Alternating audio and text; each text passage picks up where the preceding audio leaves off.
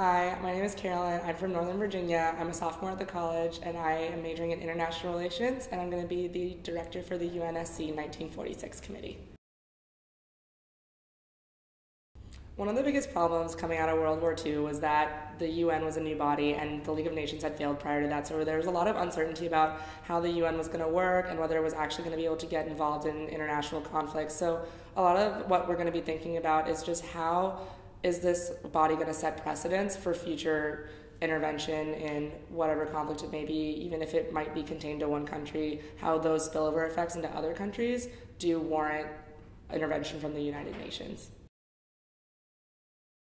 I think that right now a lot of people have started going back on how much they really trust the UN to do things. I think there have been a lot of kind of small hiccups in the international system, and it's not just with the UN, it's been with NATO and the EU and how these international organizations really have a say in what's going on. So kind of thinking about that from this point of view when we're coming out of World War II and we do have these problems, it's bringing delegates back into that mindset that there are reasons that the international community needs to get involved in things, and this is one of those times when you can set those precedents and really think about the consequences of non-intervention. What we wanted to do was have delegates up to the beginning, first couple of conflicts, those will be actually historically accurate. But after that, every action that the delegates do is going to have implications, and then those crises that come back at them in committee might set them off a little bit because they're not necessarily what happened historically, but it's totally okay because we're going to have fun. I'm Cilke. I'm from Springfield, Virginia, and I'm a senior here at the College of William & Mary. I study government and economics here, and I'll be graduating this spring, so that's going to be fun. So this committee is less focused on a specific issue, and it's more looking at a time period. So the time period right after World War II, when we have superpowers and it's whole new and everything's really complicated, is really an interesting time for us to look at the Security Council. It's the very beginning, it's the origin, it sets in motion everything else the Security Council will do. So each actor is going in with a really realistic set of goals, really specific set of goals, but at the same time, they're now in this new forum where they have to work together, and that's a really interesting thing to look at. And so we get to look at it with a different perspective than they would at the time. So obviously everyone's going to be interpreting their person in 1946, but at the same time, they're bringing that perspective of 2014, 2015 at the time when it's taking place, back into that world. So it's really interesting for us to look at it and go, what are the actions people would do? Now that we can kind of have different perspectives. Will people act in that kind of rigid 1946 right after World War II manner, or will they be more fluid and kind of try to adopt their more modern perspective into it? It's going to be a really interesting committee to see what happens. And so I'm really looking forward to all the delegates bringing all their perspectives back into the table, and we're going to have a really fun time.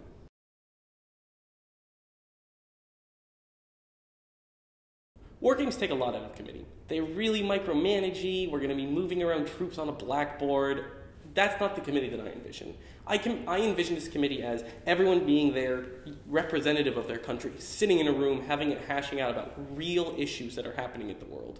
So in 1946, yes, there's war going on, and yes, there are troop movements from the United States, the Soviet Union, the British especially, but when you're in that room, you are the United Nations representative. You're not General X moving his troops around in the world. So we're going to be looking at it from way more of a macro perspective. We're looking at it, how can a country balance itself in different directions? How can a country align itself with different powers? How can countries make negotiations on pieces of paper to be able to find out how the way things are going to go? And so instead of looking at it from, oh, let's make sure we have lots of troops in Singapore at this time, or whatever a country would like to do, we should look at it more of, how does my country, the country that I represent, align with the other countries in the room, and how can it align for the next 5 or 6 years? What's the best way for me to have my country be, rather than where's the best place for my country's resources to be right now?